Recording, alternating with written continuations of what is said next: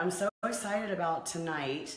It's amazing to me that I've probably done the wall test and posture check at least 10 to 15 live feeds, and people are still asking for it. But this was the one topic that keeps coming up. It's so huge. It is what makes fascia blasting stick. If you've never watched me before, tonight is all about kind of the other side of fasciology. So there's two things going on with our bodies.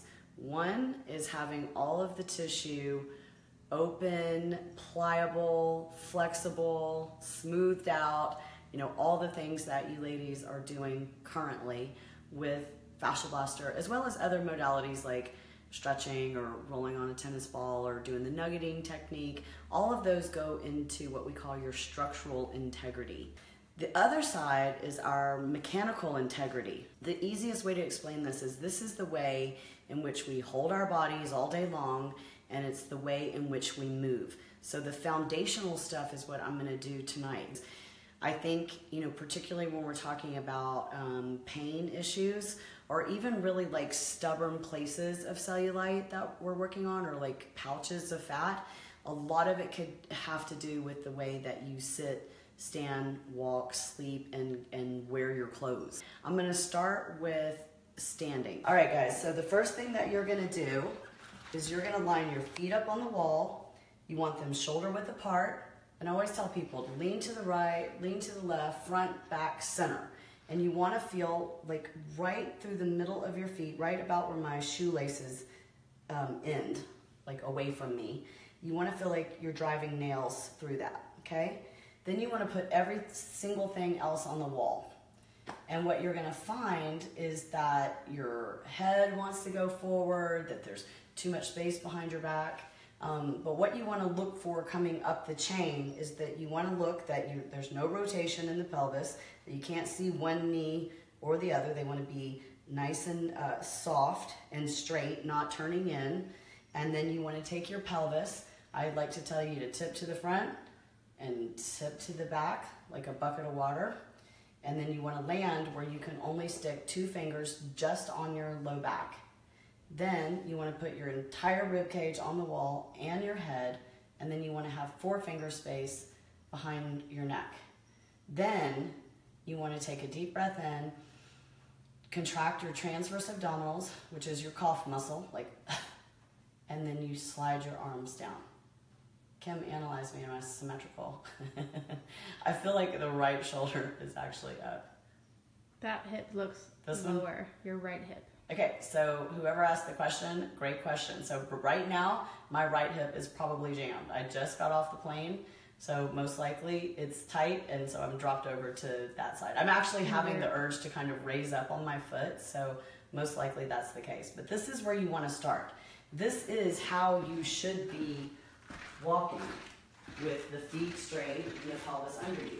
And we don't. Like, how many people do you know? Like, this is the, oh God, today in the airport, I was just like, I can't watch people. You know, with feet out like this, and they got their bellies like this, with a backpack on, and they're just walking through the airport like that.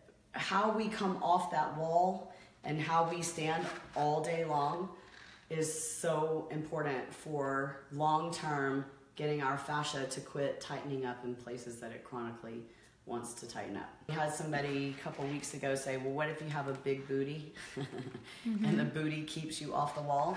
So you can still do the wall test. You just want to line up with the side wall, okay? So what you're looking for doing it on the side wall is that the wall would kind of serve as a plumb line. And this is again in my book. I think we actually dropped the plumb line in the images. You would still do, you know, the feet squared, the knees soft, and then what you're looking for is for the head, the shoulder, the hip, and the knee to all be in line with this door frame. Okay, so sitting in a desk chair. First of all, ladies, no more of this. And if you're short like me, no more of this. Okay, it is very important that when we are at our desk, that our feet are on the ground, because otherwise If you don't have a way to distribute some of the weight into the feet, then you're totally subject to whatever your chair does, okay? So the first thing I encourage you to do, you know, everybody always asks me, like, what's the perfect chair? There really is no perfect chair. There's just perfect posture. So whether you're gonna sit on a ball, sit on a crappy chair, or sit on a good chair, you wanna sit towards the front, okay? And just like I was teaching you on the wall, you wanna have your sit bones under you, okay? So we're gonna do the same check. Tilt your bucket to the front, tilt it to the back. Unfortunately, this is where a lot of us are. And then perk it up. The second that you perk it up to a neutral pelvis, guess what? You feel your sit bones driving into the chair. That's the bones in which we're supposed to perch on. There is no reason for our upper body to be engaged when we sit. But what happens if you go into a rounded back and then you put your arms up on the table and you're in this position? You know, there's no need at all for that. So let me face the desk. Okay, so if this is your laptop, what you want to do is do, straight feet. Again, find the neutral pelvis. You want to do the same thing I told you on the wall. You want to contract your transverse abs. You want to let your shoulders relax. I am not contracting my upper body. And then you simply place your hands on the computer. Okay? I'm not contracting my neck. Everything is soft. I'm not stressing out, my hip joints, my knee, or anything. And I'm very stable here. And people say, well, what if you want to lean into the screen? Doesn't everybody lean into the screen at some point during the day? Yes. So, look, I'm going to keep my back the same. We have the ability to hinge at our hip. Okay? Woo! Look how easy that is. I'm going to go in and look at it, and then I'm going to back out. Go in and look at it, and then back out. There is never any reason to get here and then do this. I already feel strain in my low back. I think it's a habitual thing, and everybody says sit up straight, get a good chair, all this kind of stuff, but at the end of the day, it really is up to you.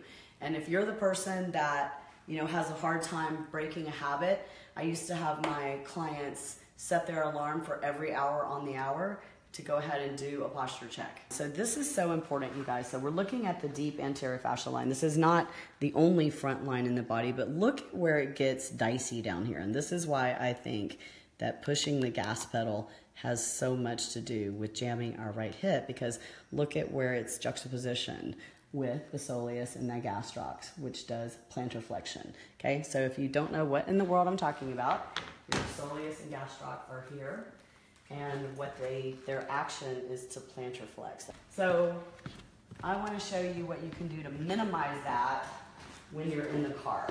So when we get into our car, what do you guys typically do? I'm going to try to do it without thinking about it, because if I was just going to get in and drive, I probably would just do something like that, which is not good. You know why? Because, bring the camera in and see if you can see it. My right hip is very forward.